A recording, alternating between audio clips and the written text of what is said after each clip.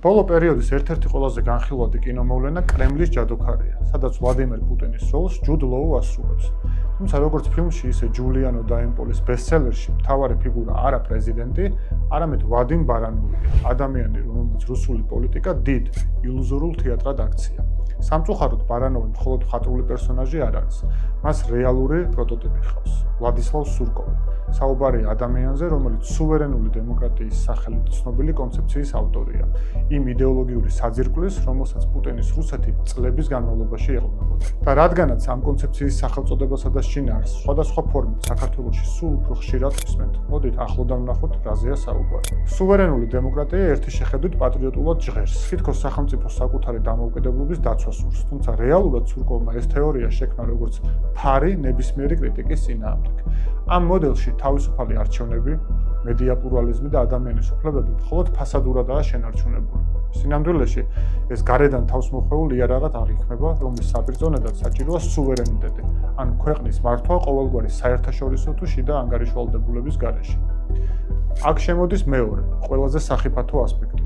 თუ დემოკრატია სუვერენულია, მაშინ ნებისმიერი ჯგუფი, რომელიც ხელისუფლებას არ ემორჩილება, ავტომატურად ხდება უცხო სხეული. სურკოვის თეორიაში არასამთავრობო ორგანიზაციები და მედია მათი დამოუკიდებლობისა და გარედაფინანსების გამო აგენტებად ცხადდებიან, ხოლო რეალური ოპოზიციის ადგილი ამ სცენაზე უბრალოდ არ არის. ის ან უნდა მოშინაურდეს და ფსევდო-ოპოზიციად გადაიქცეს, წინააღმდეგობის შემთხვევაში ქვეყნის მტრად გამოცხადდეს და სრულად იზოლირდეს. ისევ ფილმს დაუბრუნდეთ და ბარანოვის ერთი ციტატა მოვიშველიოთ, რომელიც სრულად ირეკლავს ამ მიდგომას. წესრიგი არის, როცა ყველა ზედმეტი ხმაური ჩახშობილია და რჩება მხოლოდ ერთი, ვერტიკალის ხმა. ამ თეორიის კიდევ ერთი მახასიათებელი ქაოსია. სურკოვი იდეალურ წესრიგს არ ეძებდა. პირიქით ის ახალისებდა მართვად ქაოსს. მისი ამოცანა საზოგადოების იმგვარი დაფუძნდება იყო, რომ პუტინი ერთადერთ სტაბილურ წერტილად წარმოჩენილიყო.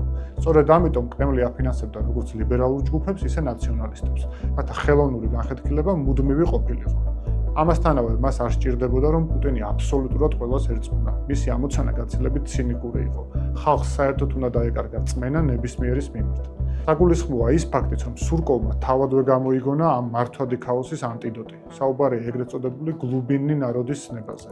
მისი თქმით, სანამ ელიტა და აგენტები ერთმანეთში ჭუბობენ, სადღაც სიღრმეში არსებობს ნამდვილი ხალხი, რომელსაც არა დემოკრატია, არამედ ძლიერი ლიდერი და ეროვნული ღირებულებების დაცვა სჭირდება. საბოლოო ჯამში სუვერენული დემოკრატიის მოდელმა რუსეთში მრავალი წელი იმუშავა, თუმცა რაღაც მომენტში კრემლისთვის ფასადური დემოკრატიის შენარჩუნებაც კი ზედმეტი აღმოჩნდა და ეს ყველაფერი შიშველმა რეპრესიებმა ჩაანაცვლა. ხოლო სურკოვს პოლიტიკურ სცენაზე ადგილი აღარ დაუტოვეს და წასვლა მოუწია. შესაძლოა სწორედ ამ გარდამავალი ფაზის მოწმეები ვართ ჩვენც და როგორც სურკოვის ლიტერატურული ალტერ-ეგო ბარანოვი ამბობს, ეს იქამდე გაგრძელდეს, სანამ მაყურებელი სპექტაკლის ყურებას არ შეწყვეტს და დეკორაციების მიღმა რეალურ ცხოვრებას დაინახავს.